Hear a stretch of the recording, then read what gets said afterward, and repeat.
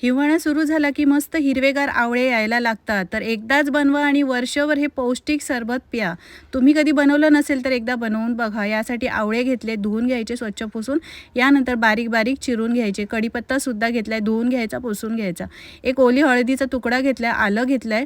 दोन्ही बारीक बारीक असे चिरून घ्यायचे. यानंतर मिक्सरच्या भांड्यात चिरलेले आवळे घालायचे आणि त्यानंतर कढीपत्ता, चिरलेली हळद, आलं, पुदिना, काळी मिरी थोडीशी घातली, मीठ घालायचं, लिंबाचा रस पिळायचा, थोडंसं पाणी घालायचं, मिक्सरला असं वाटून घ्यायचं आणि असं मलमलच्या कपड्यामध्ये असं पिळून घ्यायचं. 3-4 वेळा ही प्रोसेस करायची आणि त्यानंतर बर्फाच्या ट्रेमध्ये साठवून फ्रीझरमध्ये 24 तासासाठी ठेवायचा. मस्त असा पौष्टिक आवळा ज्यूस तयार झालेला आहे.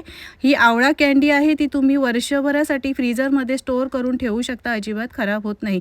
आता ही बघा, मी हे कंटेनरमध्ये स्टोअर करते, तुम्ही झिपलॉक बॅगमध्ये सुद्धा स्टोअर करू शकता. खूपच पौष्टिक आहे. केस गळणे किंवा इतर समस्या असतील तर असं हे आवळ्याचा ज्यूस तुम्ही पिऊ शकता.